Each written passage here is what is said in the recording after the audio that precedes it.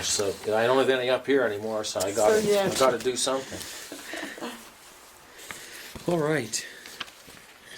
Doug, do you want to take notes, or Sure, I certainly will. You brought the notepad. I forgot my notepad in Casper, so I've been.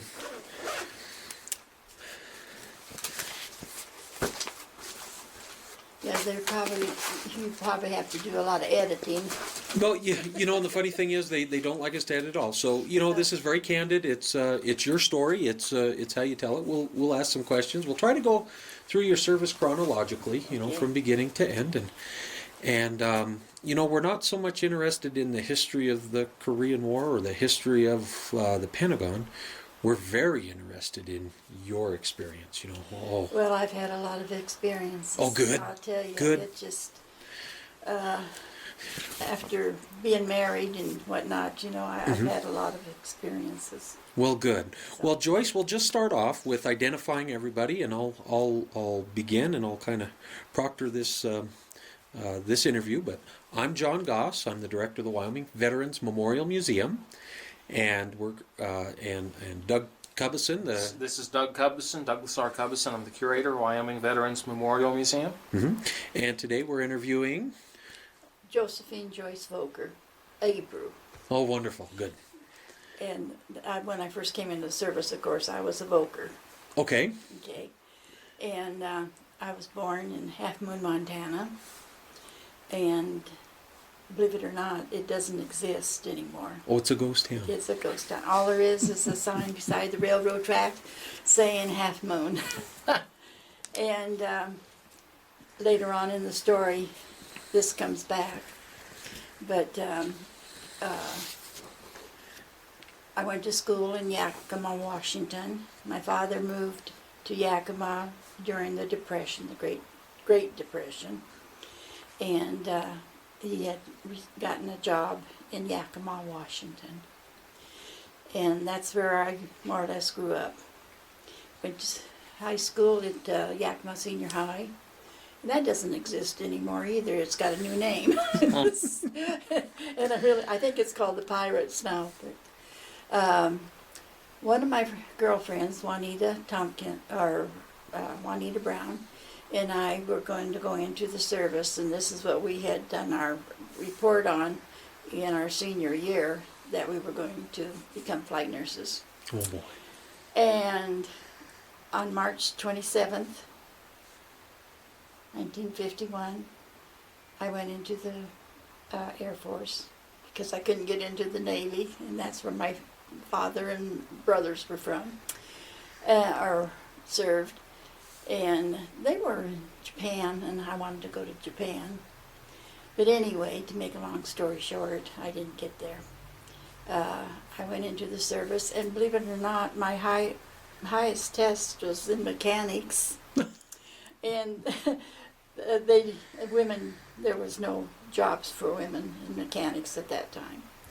I took my training in San Antonio, Texas, and we took a train from Portland, Oregon to Chicago, and we had to change trains there. And of course, a little girl from Yakima, Washington that had never been out of Yakima, all she had heard in her lifetime was that there was nothing but gangsters in Chicago,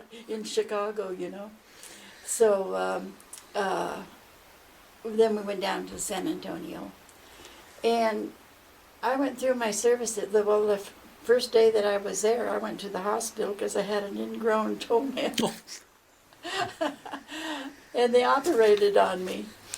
So I sat there and called the barracks to attention for a whole week because I couldn't walk, And I was probably the last one in our group that got sent out, They didn't have a job for me. So I stayed there and did KP. And, we had a lot of exciting times during our training there. We had a delousing party. Oh, yeah. Oh. And Oh my. That was something that I never ever heard of. And we would have to, you know, they would gig you if your clothes and stuff were not in order and whatnot. And I was very good about buttoning all my buttons and stuff like that, and I never ever got any gigs. But they fixed it so that I could get gigs. And that kind of irritated me. But that's just part of the military life, I guess. Now you said you were. Now, when were you born? September 6, 1932. That was on Labor Day. Okay. So you were 18 then. 18. Mhm. And you said you couldn't join the Navy because you weren't 21. Right. Okay. So you joined the Air Force instead? Right. Yeah. I went into the Air Force then instead. And of course my mother had to sign for me. And my mother and father had just gotten a divorce. And there were 6 of us children. And of course my brothers were gone at that time. They were married. And I was the oldest. And I had a younger brother at home. And he went into the Air Force after I did. So we were really kind of a military family, you might say. Indeed. You know, out of the 6 of us, 2 of the girls didn't go into the service, but the rest of us were all in the military, Wow. That's wonderful. including my father. Right. Now, in San Antonio, did you train at Lackland Air Force Yes, Base? at Okay, Lackland. okay. Mhm. Mhm. Yeah. And like I said, you know, if you got so many gigs, you couldn't go, what we called it, on the hill, and to go to the dances. They had, you know, on Friday you could go to a dance. And that's what you kind of look forward to, you know, because you've been marching and all this and that stuff, you know, going to schools and whatnot, and doing KP and all that and whatnot. Since my last name started with a V, I didn't get KP too often because they started with A's. Thank God. But anyway, I finally got my orders, and it was for Cheyenne, Wyoming. And I came in on the train. Of course, they don't have a train anymore here, you know. And it was really neat. I went to wing headquarters, and I remember my barracks was right at the beginning of the barracks row, you know. And I'd have to walk to the wing headquarters. Of course, you know, we didn't have cars and all that kind of stuff in those days. And when I got here, it was Air Training Command. It wasn't SAC. And they had telephone poles all over the place, you know.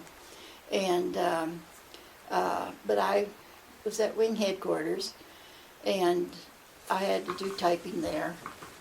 But most of the time, if I could get somebody to do it for me, you know, Yeah. women have a little gift of doing things like that. Now you said they made you into a typist because you could type so well. So you Well, must. no, that isn't really what I. Oh, okay. What I told them is that in my high school, I could type like 60 words a minute, and that was a D. That was not very good. And when I told him that that's what I could type, I didn't think that that was very good. And he said, "Oh, you only have to type 40." And I thought, no. "Oh, jeez," you know. But anyway, that's what I got was a 70250, I think it was called. And that was your rating? Yeah. 70250? Yeah. Well, actually, it was 30, I think. Okay. Yeah, the lowest that there was. Oh, yeah. And because I was just private, you know. And I used to go into town on the weekends. There was 4 of us girls that ran around together, and they really had some nice restaurants downtown. And one was the Trail. And on the weekend, we would go down there and we would order a whole sour cream raisin pie. It was Oh. the best pie you've ever tasted in your life. And every weekend, that's what we did, just to get off the base. But you know what's really surprising is that we could not go off the base unless we were in Class A uniform. I was going to ask that. Yeah, you had to be in Class A uniform. And I don't think the military today knows what a Class A uniform is. Thank you. Because I think all you're you right. see is fatigues. Right. And, I mean, you'd really get in trouble if you went off the base, you know, Right. in fatigues. Now, Joyce, we hear a lot about the relationship between Cheyenne and the air base. How did they treat you when you went off post in your Class A's? Oh, we were great. I mean, they loved us. Good. You know, we didn't have any problems whatsoever. And then when we got the blue uniform, well, and up to this day, I have yet to see an Air Force woman in a blue and white striped uniform. Have you ever seen one? I can't say that I have. Well, that was our Class A uniform. We had a skirt Mhm. and a blouse, and it was a blue and white stripe. Like the seersucker uniforms? It was kind of like a seersucker. Okay, but I'll be darned. Yeah. Off the And check. I have yet to ever see wear one since I've been out of the service, you know. I'll be darned. And of course, our hair had to be short, Mhm. you know.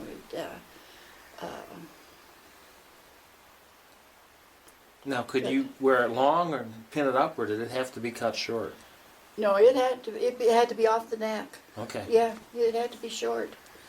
And then that used to drive me crazy when I would go into town and see a waif with hair that was longer than and on her shoulders, you know. It just bugged me to no end. I wanted to say, hey, you're out of uniform. But we never ever had any problems with someone bullying us or sex or anything like that. At least I didn't have any problems. That's nice. That's nice to hear. And I do remember when I was walking to my job, the guys would be on the balcony, you know, and or on their porches, and they'd holler out, "Are you a Yankee or are you a rebel?" And I would turn around and say, "Neither. I'm a Westerner," because I was from Yakima, Washington. You know? So that kind of threw them, you know. But that's about all that I ever had anybody say anything to me about, you know. And then I used to do a lot of babysitting when I was on the base. And I babysat this one night. And when the major came to pick me up, he was black. And I thought, wow, you know, I've never had any problems with blacks, so, but they could never get a babysitter. And believe it or not, I babysat for them all during the time that I was here in Cheyenne, and they paid me $1 an hour to babysit. When I was at home, I was getting 25 cents, you know, an hour to babysit. And I just thought to myself, well, they're no different than me, you know. I went to school with black, but not very many. One of my closest friends was black, and her name was Anita James. And I think we only had about 4 or 5 in our whole school. But that was kind of an interesting thing, you know, that she said to me, she said, would you be my babysitter? Because she couldn't get babysitters. Huh. That's very interesting. Yeah. And so the demographics of blacks on the airbase, were there that many? Well, they did have quite a few, yes. Okay. Yes, Huh. because Nice. when I went to the theater, well, they would all congregate around me because I was blonde. And they didn't see very many blondes, you know. So. But I didn't have any problem with that. So. Then I got went home for Christmas, Mhm. and Colonel Barry Hill, who was my boss at that time, he said that you're going to go to Japan, Joyce. So I was just thrilled to death. And I went home and told my mother, you know, I said, well, I'll get to go to Japan, you know, like my brothers, you know, because when I would go home, well, they were in their uniforms and stuff, and I put on their Navy uniform, and acting crazy. And when I got back, Colonel Barry Hill said, "Joyce, you're too nice of a girl to go to Japan." He said, these are his words, he said, "I got a better job for you." He said, "You're going to the Pentagon, to the Directorate of Intelligence." That's in Washington, D.C., and I thought, ooh, wow, that's clear across the United States, And you're only 19? And I'm 18 years well, old. I was 19 then, then. because I did go to the Pavilion, where this nightclub, it was on my 19th birthday. Oh boy. And I was not of age, really, to go there. And who walks in but my commanding officer? And she says, "Well, what are you doing here?" And I said, they're celebrating. And it was the guys from my office had taken me out there. And of course, we weren't drinking. We had Cokes, but she said, "Well, as soon as you get through with your dinner," she said, "I'd appreciate it if you'd leave." And that's all she said to me. And I said, "Well, we're celebrating my 19th birthday, And I was really surprised, that I didn't get a gig or something, In those days, especially. Yeah. Gosh. So I have to ask. We're in the middle of the Korean War. What was there any kind of anxiety, or what kind of? Well, not until I got to the Pentagon. Okay. When I got there, that was really we were on duty 24 hours a day, and we did a lot of nighttime typing and stuff and whatnot, and I modeled the first Stanifax machine for the Air Force. I got a picture upstairs of, I was in the Dunn Review, Okay. 1954, and saved the Pentagon thousands and thousands and thousands of dollars. I not only typed up the Joint Intelligence Committee papers, but I also typed up the Joint Chiefs of Staff papers too. And wow. yeah, we did all the history of the war. Now, when did you actually report to the Pentagon? That would probably have been, 51. I went home in December 51. 52. Okay. Yeah, 52. Another And- train trip. Yeah, a long one. I'm trying to think. From San Antonio. Now, did they No, take San Antonio to Cheyenne, that was the train the trip. Cheyenne so that you had to go to Chicago again? I'll bet. Well, I can't remember that because I'm not sure whether they flew me out or whether I took it. It must have been train, though. It had to be train. Now, that I can't remember. Okay. And I don't know why I can't remember that. What was your impression of Washington, D.C. when you pulled in there? You'd never been there before, I'm sure. No, I'd never ever been out of Yakima, Washington, really. Well, I did go down to Utah one time. My next door neighbor, I babysat for them, and they took me down there. They were Mormon, and all this time I kept thinking I was going. They told me, yes, he said, "You better be careful because they like young girls, and they have several wives." Yeah.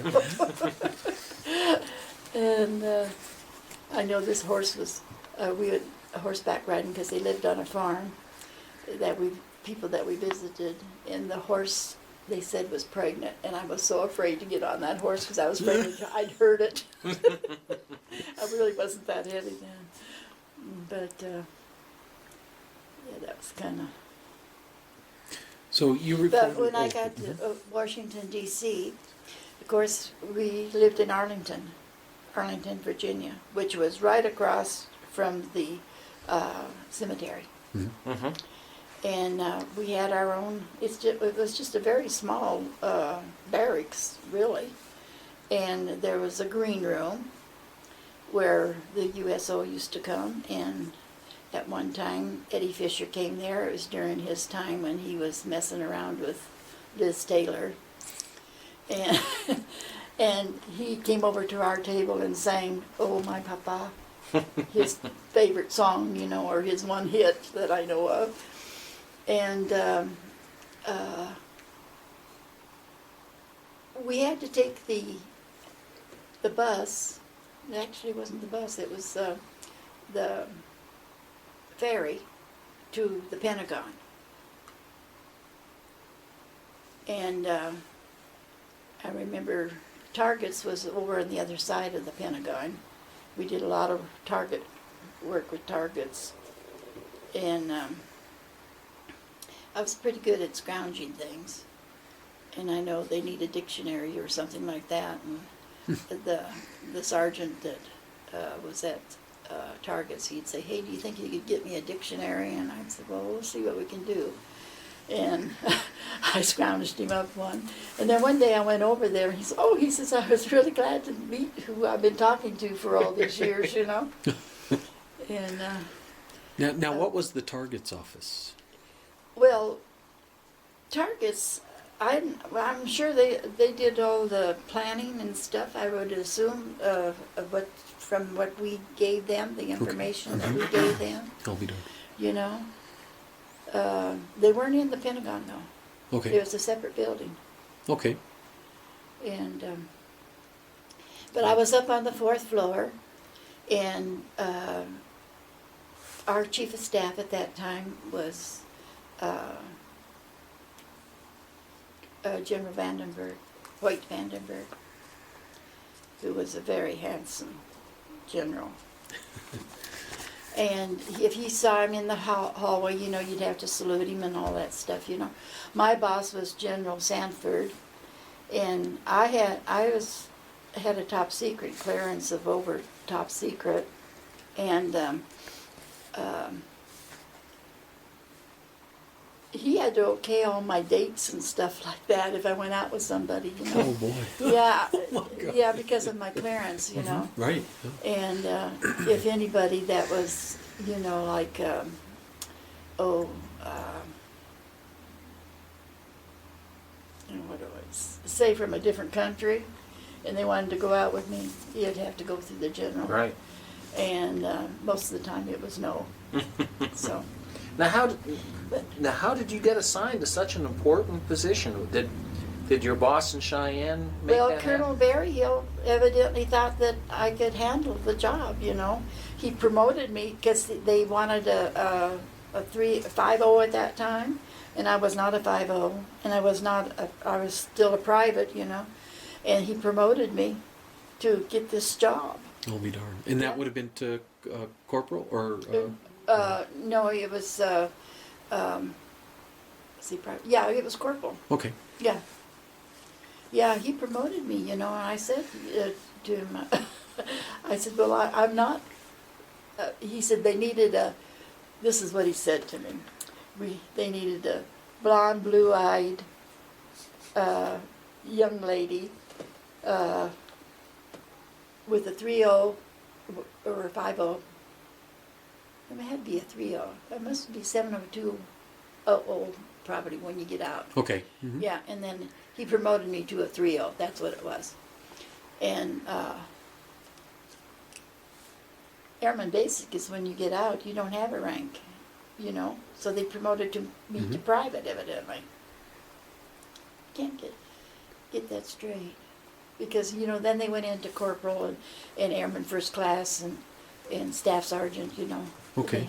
Yeah, it was a little mixed up Yeah, at the beginning. Yeah, it was. So, but anyhow,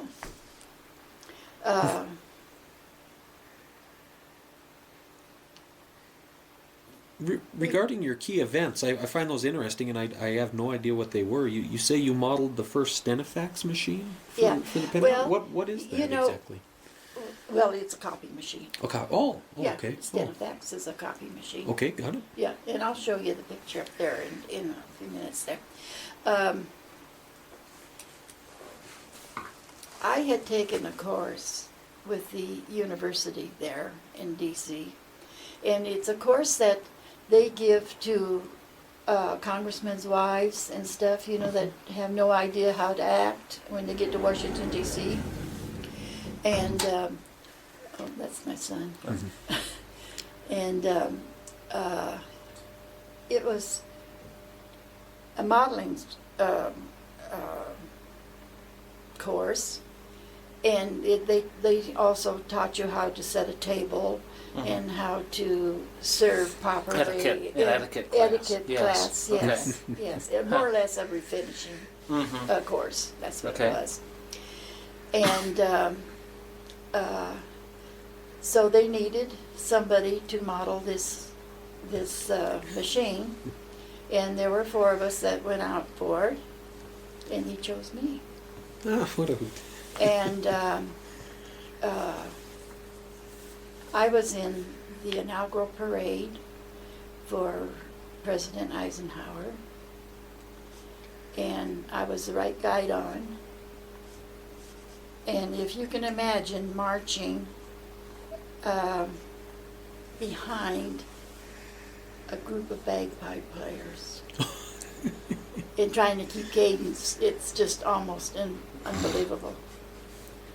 But we managed to do so. It was a very, very cold day that morning, and we had to get up really, really early. And they didn't bus everybody, you know. You marched, you know. All the when you way went down to- there. Oh, Yeah, places and whatnot. And then I also was in the, when General Vandenberg died, he had cancer, and that was in April of '54.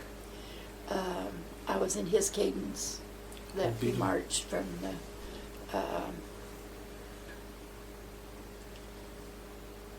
was it not the Capitol, but where do they always put the people? I mean, ones that are deceased and their people review them and whatnot. Usually Rotunda at the Capitol. Well, it is the Yeah. Capitol. Yeah. Okay, well, I couldn't remember whether it was the Capitol or the other building Yeah, that where they they had lie there, in. yeah. And we marched all the way to Arlington Cemetery and It's a put him long to ways. rest. Yeah, that was, and I served tea for President Truman and his wife Bess at the White House. And that was due to this modeling job that I had, I'll be darned. you know. It because opened some doors, it sounds like. I was one of the ones that had a Class E uniform, you know, because they were just going into the new uniforms and stuff, and there Oh, weren't right. too many women that still had, that had them yet. I'll be darned.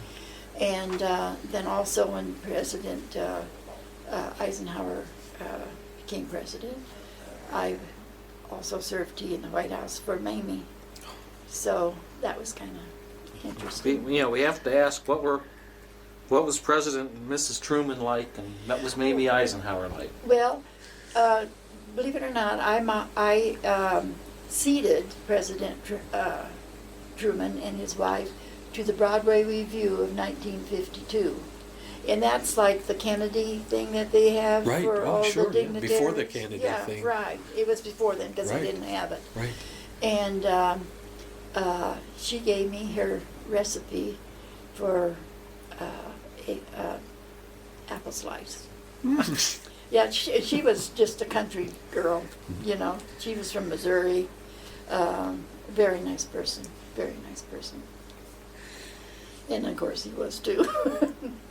You know, he was my boss, let's face it. Right. Yeah. And Eisenhower, she was different. But again, Mamie, she had a rough life, I think. You know, he was not the exact person that didn't cheat on her. You know, all know, we all know Right. that he had a what do you call it? Affair. An affair, a longing affair, very long affair. And but she was a sweet woman. She really was.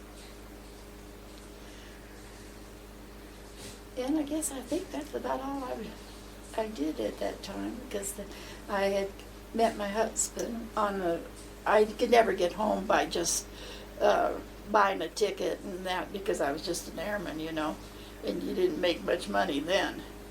And to top it all off, I had to send home my mother an allowance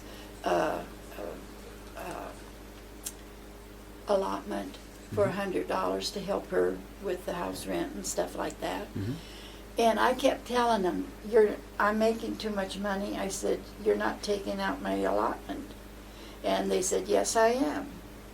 And I said, well, that's not the way I figure it. And they said, well, we went over it and you're getting the right amount of money. So then one day I went to get my pay and I had $29. And I said, what is this? And they said, well, we finally found the heir. And they gave me $29 a month, and that's when I started babysitting again, to live off of. And that was to buy my personal things, you know. Mm-hmm. And I did that for a year. That was terrible. But anyway, when I got out of the service, well, like I said, I met my husband and I got married on December 28th, 1954. And you cannot stay in the service, but since I was in Washington, D.C. and he was in Rapid City, South Dakota, they let me stay in until my time was up, which was in March. That's when I got out. Because I went in March and got out in March of 55. Where did you meet him? Was he an airman as well? Or? Well, believe it or not, coming, like I said, I took hops. I'd go to Boeing and I'd get on a plane and I'd go to McCord Air Force Base and then I'd take a train from McCord to Yakima, which is just across the mountain range there, you know. And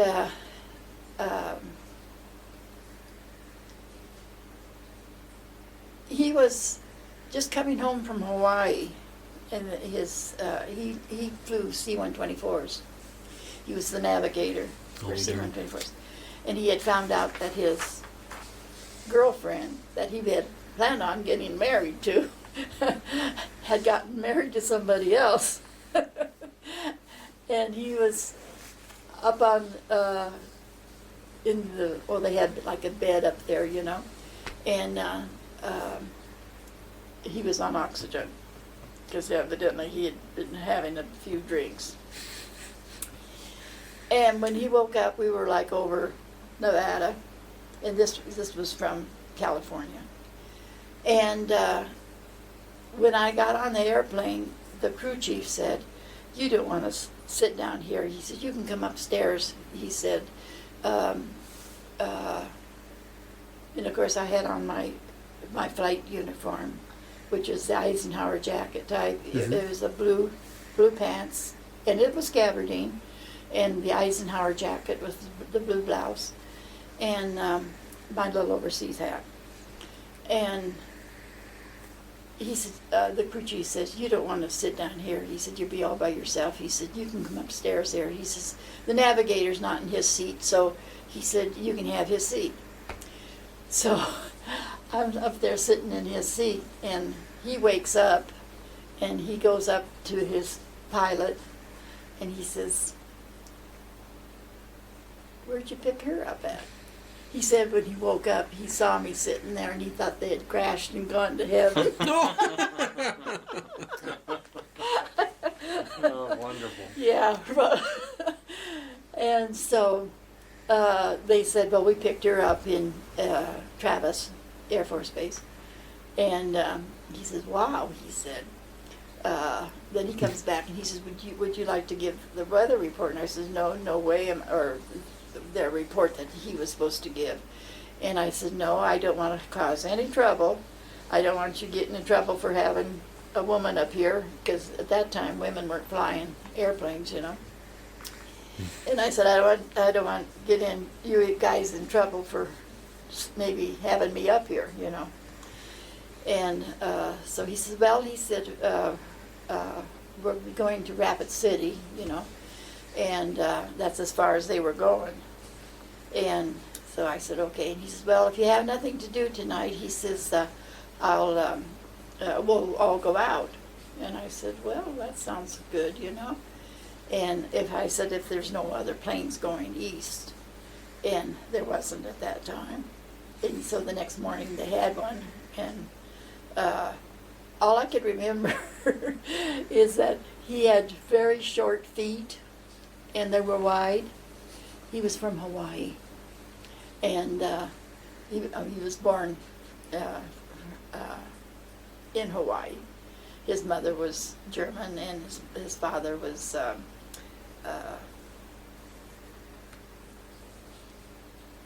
from Tahiti. Oh, I'm doing. So, you know, and so the next time that I saw him, they were flying cross country and going to Bermuda, and he called, and my girlfriend, Kathy Glover, who is deceased now and has been for some time, she had taken the call from him, because he used to call me all the time, you know, every night he'd call, you know, or whatnot, maybe from this country or this state, you know, or something. And she said, he's going to be in Pennsylvania. And I said, well, I can't go to Pennsylvania. She's already got your train ticket. and I had just come back from babysitting, you know. And I told her, I said, you know, Kathy, I can't go. And she said, well, I got your ticket already. She says, so go and meet him, you know. So I went and I met him, and I was only there for about 3 hours, I guess, and they were going to take off. So I got back on my train and went back to Arlington, and he called up and he says, right after you left, he said, our plane broke down. And I said, well, I'm sorry, you know. But when he walked in, I was going to say I couldn't remember really what he looked like, because it had been quite a while since I'd seen him. But I could remember his feet Oh. when he walked in. And we ended up getting married. And I think I knew him for about, well, that was from December to June, I guess. What a 6 hoot. months, you know. But I had all these phone calls, and Kathy knew I really liked him, you know, so she went ahead and bought the ticket and everything. So when you announced you were going to get married, the Air Force said you have to leave the Air Force. Is that what they Yeah, said? well, I had to get permission, of course, to marry, because he was an Right. officer, you Mhm. know, he Oh, was yeah. an officer, so I had to get her permission to even marry him, Mhm. you know. And then we asked if we needed a blood test at that time, because they took blood tests, you know, but since I was in the Air Force and just had one, they said they could go by that. But when I got to Rapid City, we were supposed to get married on Christmas Day, but I couldn't get married until the 28th because I needed to get a blood test. They changed their mind during that time. So, and so I was there. I left on New Year's Day and went back to Washington, D.C. And then he called me one night and he said, are we married or aren't we married? And I said, well, you know, I have to wait until March, you know, in order to get out of the service. And so that was it. So I got out in March, and when I got there, we had one night together, and the next day he had to go on a flight, and it ended to be a month. Oh, and boy. then Rapid City, and I didn't drive or anything like that. We had our apartment and everything. And since I was an airman, and I moved into this housing area, which is all officers, nobody checked on me to see if I needed anything or anything. And I mean, it snowed, and I didn't really have the boots that I should have, and I had to walk to go get food out at outside the gate, because they didn't have you know, the little stores like The we have here, commissaries, yeah. commissaries and all that stuff, you know. And so it was an experience, you know. Were you still wearing your uniform at that time as an airman? Well, no, Since- no. okay. I was in civilian clothes Okay, at that okay. time. Yeah, no. So you'd been discharged Yeah, by then. when I got married, it was kind of exciting though, because he carried me over the threshold of the BOQ, because he was still living at the BOQ. However, I was at the apartment, and there was a colonel there writing to his wife or whomever, and he looked up and he saw this bride in her gown, and her husband's carrying her over the threshold of the BOQ, and he says, "I think I've seen everything now." It was funny.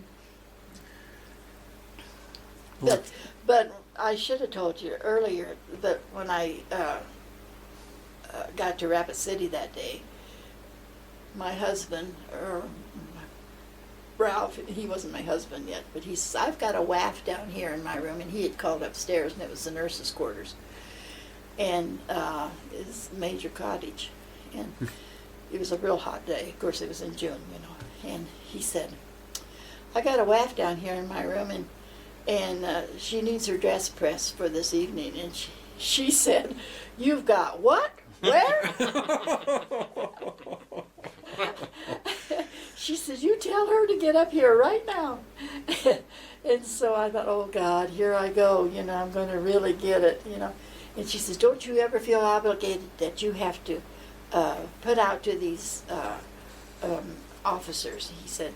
And I said, "Well, I know that if because she thought I was going to stay in his room, And I said, "Well, I have been traveling back and forth many times, and I know that if I can't find a room to stay in, I can always go to the hospital and they'll put me up." She said, "Well, thank God you know that." So believe it or not, when I got married, I was a virgin. Oh, good. Like I said, I never had any problems, But Well, there was another thing you had mentioned about being at the Pentagon. I want to make sure I understand all these things. You had mentioned the Dunn Review. Now, I'm not familiar the Dunn with it. Review is a magazine, Mhm. and a very business magazine. And it had a picture of the New York, all the buildings and stuff, and you won't see the two towers there. Right. It was before then. And it says Abreu Review of 1954. And Major Johnson sent that to me when I had gotten out of the service, and he sent me all these copies of the magazine to give to my family and whatnot, because my picture was inside, And I also was in the Office magazine, and that was more like a write-up about it, so. All as a result of the Stenifex Right. experience. What a Yeah. hoot. Okay. Yeah, I understand it. Yeah, it's actually DUNN. Yeah, DUNN. Yeah, DUNN. Bradford and Dunn. Right, Yeah, that's them. These were the that's the Dunn part of the firm. As they were coming up with their Yeah, classification I think system. actually the magazine was, I think I've heard it referred to as the Dunn Business Review. Well, And it it says, it says Dunn Review. It might just say Dunn Yeah. Review at that Mhm. time. Yeah. But yeah, Yeah, it at that time. was a business type magazine, Right, as I it's a recall. I think I've magazine. seen some old copies of Yeah, it. it's a somewhere. big magazine. It's not. Yeah, isn't it? It's a big Yeah, format. the Office magazine is just a short one, and I got a copy of it upstairs too. How did the Stenofax work? I've never seen one. Well, to tell you the truth, my boss, Colonel Grant, he's another boss. I mean, it was like General Sanford, Colonel Ainsworth, Colonel Cornelius Sullivan. I did a lot of babysitting for them, and Major Duffy, and Colonel Grant. Colonel Grant was my immediate boss in my office, and Colonel Mims. And Colonel Grant was a court reporter in World War II, but he was a corporal. Oh, And he used to wear his uniform. You can see where the corporal stripes used to be, And he was a terrific typist. And he would type out with this sheet, and it would be flawless. When I typed it, there's errors all over it, you know. So I told him one day, I said, Colonel Grant, I said, if you don't mind, I said, you know, your typing is perfect. And I said, it's a shame that I can't do as well as you. And I said, if you will let me put in the papers that you need, you know, the carbon copies and everything that we need, and then you type it up, and then I'll distribute all the papers afterwards, you know. So he ended up doing that for me. You said you were good at that. I told him, I said, you know, I mean, yours is flawless. And you want me to type this up, and there's an error here and an error there and whatnot, and erasing. You can see erasing marks and stuff like that, you know. I said, why don't you just let me give you the papers, put them in your typewriter for you, and you type it up, and I'll run them off. Good for you. So he said, okay. And Colonel Mims was always the one to buy. Every time I got promoted, he was always the one that said, no airman has to buy us our candy and our cigars and stuff, you know. So he'd always go and buy them for me and give them to me to give out. Oh, what a hoot. Good. Yeah, and he passed away before I left there. He was writing, in the meantime, during his free time, he was writing an algebra book, trying to make it easier to understand algebra. I cannot believe, you know.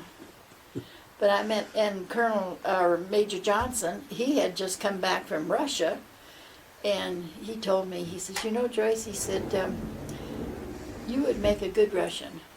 And I said, why is that? And he said, because you have a sarcastic, well, my voice, he said, is very sarcastic. And I said, ooh, I didn't know I had a sarcastic voice. But I've been told that many times. Well, that's after good. that. So, but he said, when you say "nyet," you know, it's "nyet." Now, what they have, carbon paper back then? To make copies? Was it carbon paper? Oh, yeah, it was long Okay. carbon paper. Yeah, the old black sticky Yeah. carbon paper, yeah. I haven't seen a piece of that in 30 years, Oh, probably. I got some in one of my drawers. We ought to I get don't that throw for the anything away. museum. Yeah. I think that's an artifact now. Yeah. Yeah. Well, I told her I should have saved all my uniforms and stuff and put them in the museum here, but I don't know whatever happened. Well, we had to give away or give back our khakis, you know. Yeah. And we had the tie, the Windsor knot tie, you Mhm. know, the long tie. And yeah, it was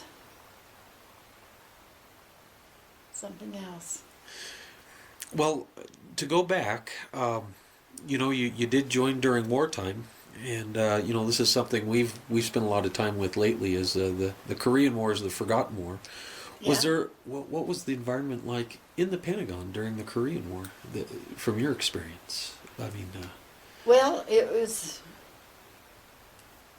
normal until we had a crisis of some sort, you know, and then everybody, you know, was going this way or that way, you know. It's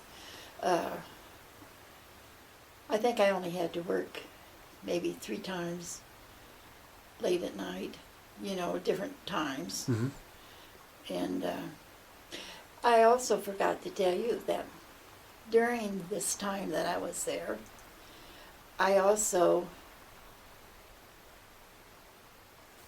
have you heard of the Watch Committee? I have not. Well, it was called the Watch Committee, and they told me that I could not talk about it for 10 years afterwards. Mhm. So I don't know whether it exists today or not, you know. But the president would come to the Pentagon, the chiefs of staff of all the Air Force, Army, Navy, Air, Marines, Coast Guards, NASA, FBI, CIA, all came, and I served them all coffee and tea, donuts, and the agenda of the meeting that they were attending that day. And they would meet, I can't remember this part, whether it was weekly or monthly. but it was downstairs in the Pentagon. I'll be darned. I think that was the predecessor of the National Security Council. It sounds like it. Yeah, I when you said that, I remember dim dark reading one of my references or hearing something about. Well, something it kind about of that. reminded me of when Yeah. we got, what's his name? Where there was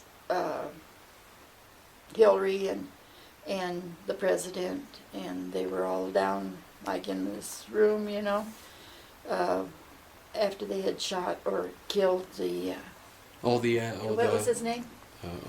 Bin Bin Laden. Laden, yeah, Bin Laden. Yeah, I think that was like It- a predecessor to the National Security Council, and that was later formalized. What do they call that room? The Situation The Room, Situation yeah. Room. I think I have read something about this in one of my histories way back years ago. There was I think Eisenhower was concerned that nobody was coordinating, and he set this thing up Well, I so know- everybody sat together and coordinated their activities, Right. and that ended up becoming institutionalized as the National Security Council. But that would have been when Eisenhower was president. Was that right? Yeah, well, yes. Okay. Yes. Yeah, that's what I remember Okay. now. Yeah. I can't even remember where I read it in, but it was some intelligence history Yeah, I had that I gone read. downstairs, and I'd have to give them out their pencils and their agendas, and then we had to type up all their minutes and stuff like that, you know. It was very interesting. I you can know. imagine. I mean, did it ever Yeah. get to be old hat, or was it always exciting? No, it was always exciting, of course, you know, at least for me. I enjoyed it. It was, I mean, after being married to my husband, I also did a lot of entertaining when we were in Turkey, just before we came here. I entertained the Premier of Turkey, and a 4-star general by the name of General Zais, Melvin Zais, and his wife, lovely wife Peggy, and the ambassadors and congressmen that would come to our base, and they would come there for R&R, a lot of them. We were at Carmicel, Turkey. Were you part of a reception committee or a Well, hosting no, committee? my husband was the wing commander. Oh, wing commander by this time. Yeah, I see. he was a base commander first, and then the wing commander. Mhm. And this is when we would entertain these people that would come, you know, and whatnot. And before, when we were in Louisiana, I worked for a florist, Dance's florist, and I only worked part-time because my children were in school. And that was one of the worst things that happened to me. I mean, I learned I was a bookkeeper for her, and I did all kinds of arrangements and whatnot. So when I got to Turkey, when we had to go and take wreaths and stuff to the different, what do I want to say? Memorials? Memorials and stuff, you had to be very careful, because if you gave Carmicel a wreath, Yalova better have one just like it with the same amount of flowers, you know. Oh, yeah. Yeah. So I told my husband, I said, well, why pay these people to do that when I can do it? You know, and I had all the stuff. I had the Oasis and stuff like that I had taken with me and whatnot. And I know when Mrs. Ace came to the Carmicel, well, I fixed up her room for her, you know, and I made this lovely flower arrangement. And she sent me one of the loveliest notes thanking me for such a lovely arrangement, and if she could keep the container that it was in. And I told her, I said yes, because it wasn't an expensive one or anything. She says, well, it's the first time anybody's ever done this for me. And she said, I just wanted it, you know. That's lovely. Yeah. And So, how long did you? How long was your husband in the service? he was in for 26 and a half years. Oh, I see. He went in, I was in the service longer than he until I got out, you Oh, know, I see. because I had gone in March and he'd gone in June. I'll be darned. So, you know, I always pull rank that way, you know. Well, that's that. You pull rank where you can. Yeah, but that's one thing though, my children I never ever wore my husband's rank. And I think it's because I was an airman, Mm-hmm. you know. And my youngest son came up to me one day and when we were in Turkey and he says, "Mom, is a master sergeant higher than Daddy?" And I said, "No." And he says, "Well, some kid said that his father was higher than me or Daddy, you know." And I said, and they had no idea even what rank was, you know. But I didn't bring him up that way, so Right. Right. Well, that's good. yeah. And you know, I was the chairman of Red Cross at Turkey for 3 years, and also I was also the chairman here at the base here, and also I was the chairman of the NCO Wives Clubs and the chairman of the Officers Wives Clubs, and I'm just sickened to think that they don't have NCO Wives Clubs or Officers Wives Clubs anymore, because that's where when your husband went overseas or whatever, you That's where know. your sport came from. Yeah, that's where everybody helped one another, you know, and not to have that. I just found that out the other day, that they don't have that anymore. I think a lot of instances they don't. So. Yeah, well, they've unfortunately they've pretty much got away from all the on-post clubs now. Yeah. Well, I And- think it's a shame. I really Yeah. do, because that's where you get to meet your fellow people. You know, otherwise, I've always felt sorry for the women that marry a military man that has no idea what military is about, Mm-hmm. because It's tough. it usually ends up in a divorce because they can't understand the leaving them, you know, and you're taking care of your children and whatnot. Well, I Yeah. remember when I went in the 80s, when I enlisted, went into Fort Sill in 1980, the Officers Club at Fort Sill and my Graf, training range in Germany, those were going concerns. I mean, that's where you went, that's where everybody went, everybody Right. met everybody. But even when I got out in 86 at Riley, that the clubs were starting to decline and go away by then. They had already started to lose their significance, and they're, like a drum now, they have one community club, and it's really basically people just go there for lunch and they have social events and things there, dining out. Officers mix with enlisted. Yeah. And it's Yeah, a well, dangerous I noticed situation. that here, I had gone over there, well, that was when they were thinking about making the officers club, so they had joined the officers in the NCO club. I didn't realize that I kept that, because I really don't go over there. I'm not a drinking person anyway, to go to the club.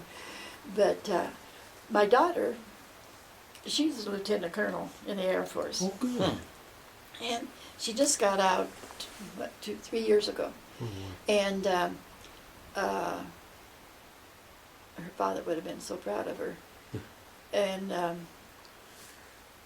she was the commander of she was the first woman commander of an air base, but it was reservist, out in Fairchild. And she and I have a few little differences about military life, and they had asked me not just recently, what I thought about women going into combat. And I said I didn't approve of that, because we are the producers of our children, and if they're out there fighting a war, and I can see where a lot of this sex problem could probably come out, because if you're out there and you're having to lay in what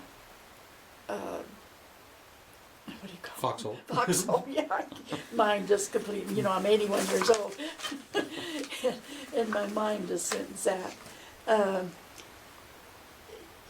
Overnight and whatnot, you can't help but maybe put your arms around somebody and what happens next, But I don't go for that. But my daughter, they had asked her, and she said, well, as long as they hold their own weight and carry their own stuff, she goes for it, Funny how generational perceptions change. Yeah, it does. I mean, I have scruples and she doesn't, so. There you go. We wanted to get some more idea of your barracks conditions and living conditions. Now you say you were in barracks. Yes, we were in barracks. Once you were in a unit, and were they like? we had individual rooms. Okay. And I remember the first time it had to do with gay people. And I had to go down to this room and give a report of what I saw. And they were, of course, kicked out of the service. And that was in Arlington, Virginia. And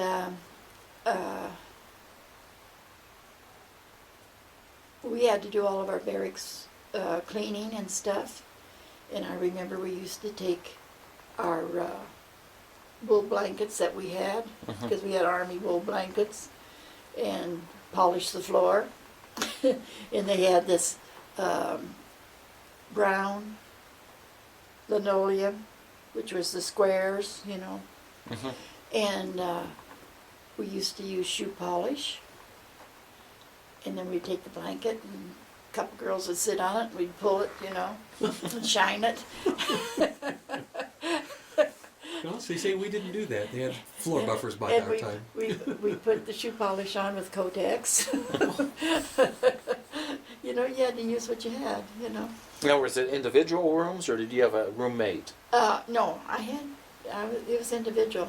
Now, were you able to? Now, when I was here, it was open door. Open bay barracks. Okay. Was it in the old brick buildings, or were you in the old World War II barracks that were here at that Old War time? II barracks. Oh, the wooden ones. Yeah, the wooden ones. They're all And good. also, the NCO club was right where it is today, except it was a wooden one. Oh, okay. Yeah. Now, were you allowed to decorate your room, or did it have to be strictly military? It was strictly military. Okay. Yeah, we could have pictures, like our family. Sure. Or whatever, a radio. And that was another thing, when the young airmen got out of basic training, the first thing they did was either buy a car or a stereo. And of course I had neither. I had my radio, but I didn't have a stereo.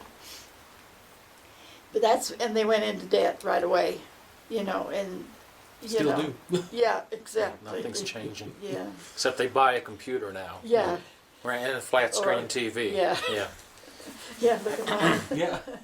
That's Yeah. an oldie. You can't even buy those anymore. Now, were you able to do any feminine things like hang curtains or Well, we had our own. I mean, put flowers in or anything? no, we didn't have plants or anything like that. We had Venetian blinds that we had to keep clean. Yeah, it was strictly. I understand that they've tore down all that and it's all cemetery now. Okay. And like I said, I haven't been back there, so I don't really know. But I used to go with a gentleman that was the guard of the unknown soldier, the Tomb of the Unknown Soldier. And the Army has their elite. They're the nicest looking men in their service, Third in regiment, the Army. Yeah. And we used to go there every Sunday and go and visit all the graves and stuff like that. And I used to do that even today. Oh, sure. I just have been not a history buff, but there's always been something about the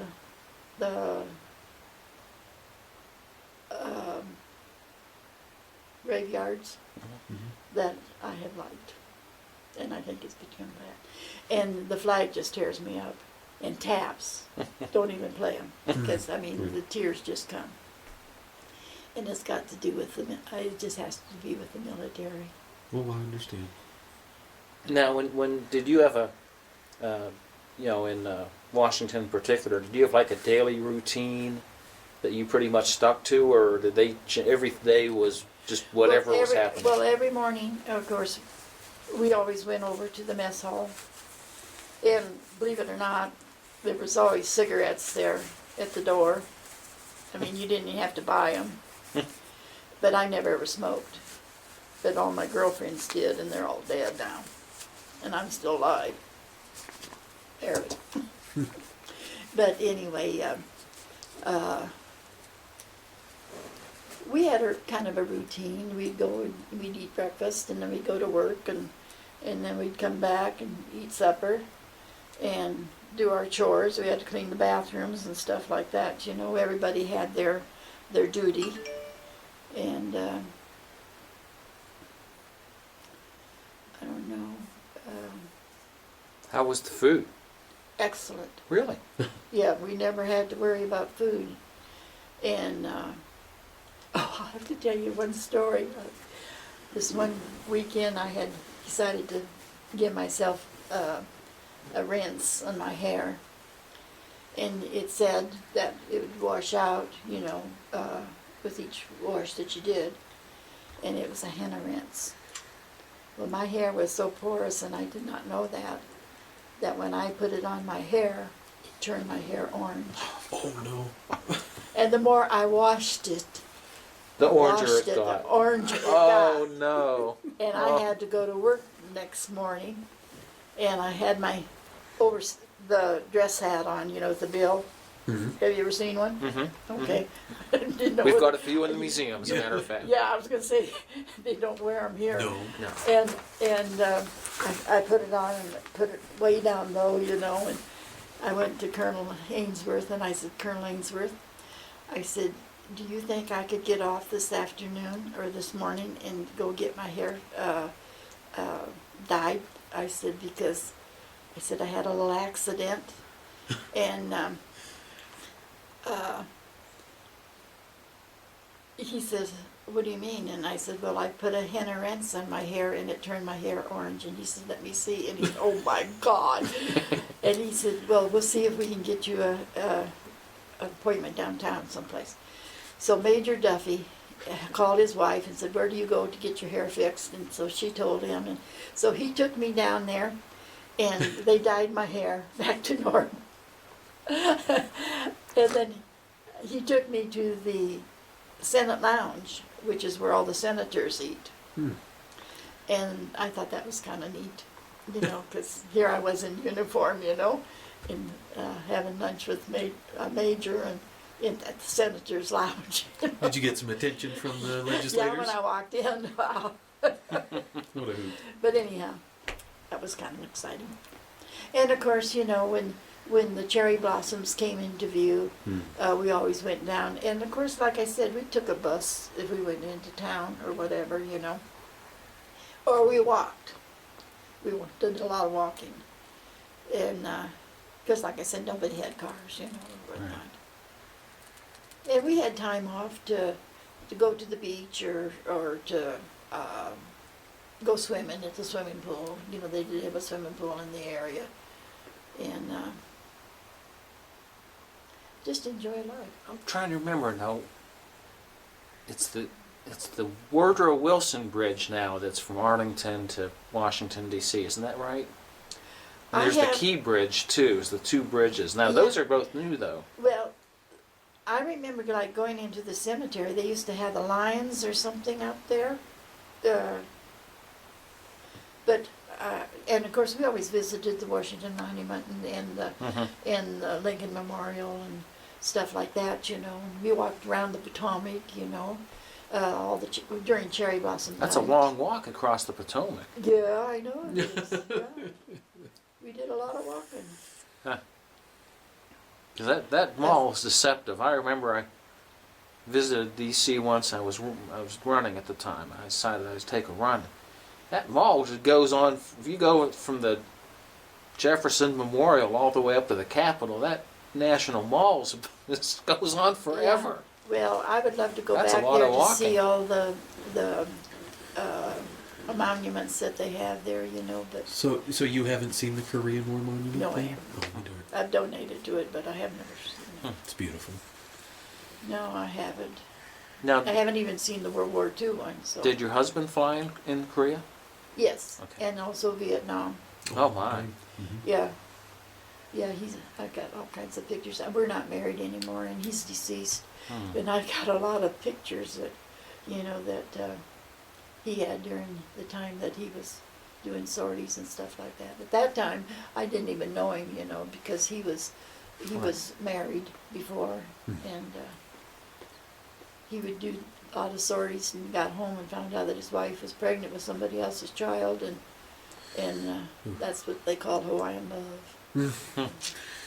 Yeah, Army guys have a lot of names for those kinds of things. Yeah, Jody is what we call him. but And so, how many kids did you end up having? I have 3. 3? I have 2 sons and a daughter. Mm-hmm.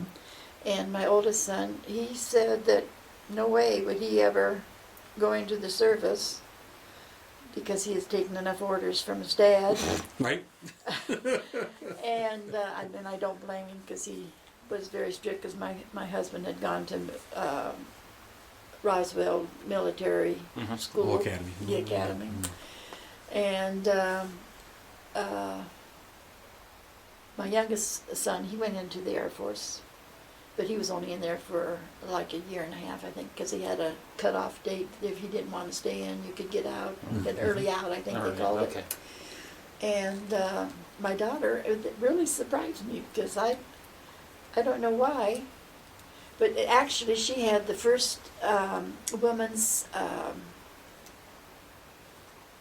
appointment to the Air Force Academy Oh, okay. by Senator Roncalio. You know, here in town. Mm-hmm. And I don't know. oh, you don't know it? Oh, okay. Well, he had given it to her, and then he called her up one day and said, you know, a master sergeant died the other day, and we would really like to give his son an appointment, but we don't have any more appointments. Would you be happy to give us back your appointment? And she said, sure. And so she went into the ROTC program Mhm. at the university. Oh. And her father and I pinned on her bars. When did she graduate? 80. That's the same year I graduated. Oh, really? I wonder if Tanya Abreu?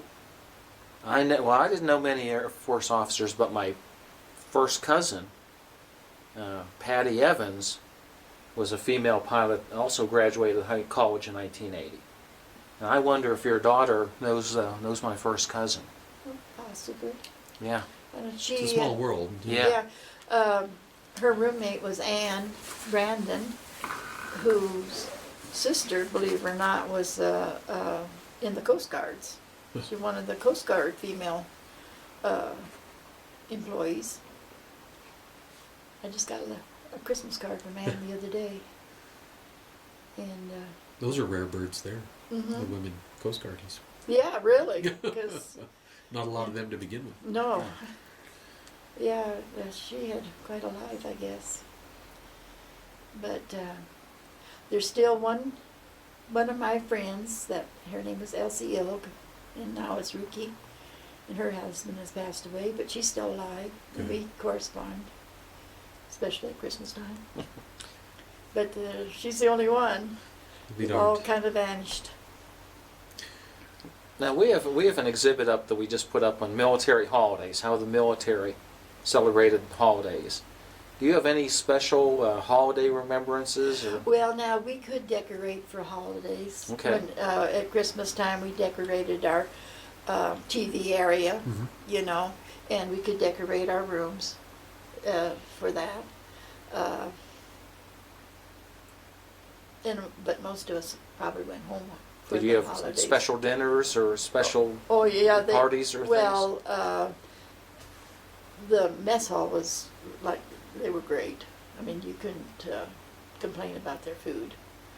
And they always decorated that too, so. But I've done a lot of activities, you know, like cake decorating and flower making and everything. In fact, when I first got here, we used to go to the newspaper and get their sheets that they run the newspaper off on and make flowers out of them. You know, we'd paint them and we'd put the flower design on them. And I made my mother, one time for Mother's Day, a beautiful bouquet of copper flowers that were painted red, white, and blue, and sent it to her. And I use a lot of the paper, I mean the sheets, they're metal, you know. And they would give them to us, you know. And the clubs did this, see? And that's what I mean, that the girls... Nobody to do that anymore. They don't have any idea. I mean, they're bored, they don't have nothing to do, they have no...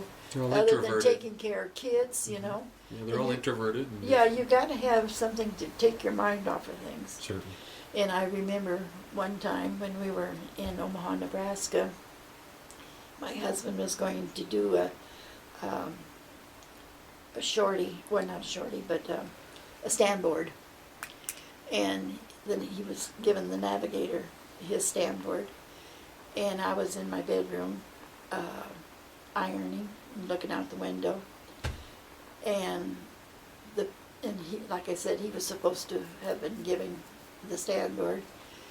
And the plane crashed. And I saw it all through my window.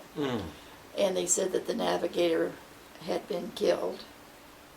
And nobody called me or anything. And at the beginning of it,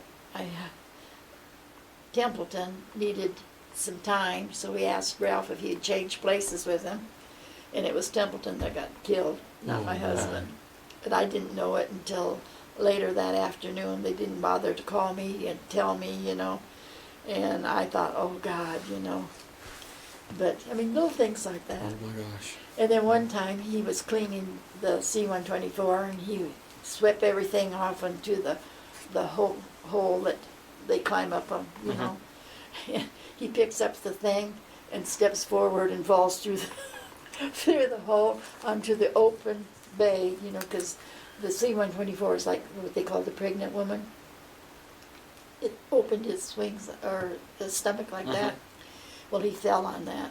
Ouch. And broke his arm and his nose. But when they turned him over, they thought he was dead. And when he came home that day, because he always came home for lunch, and he didn't come, and he didn't come, and he didn't come. And nobody, like I said, nobody called me again. And I saw the car pull up, but he parked out on the street. And he walked up, and he rang the doorbell, and I opened the door. And he had a bandage over his nose, and his arm was in a sling, you know.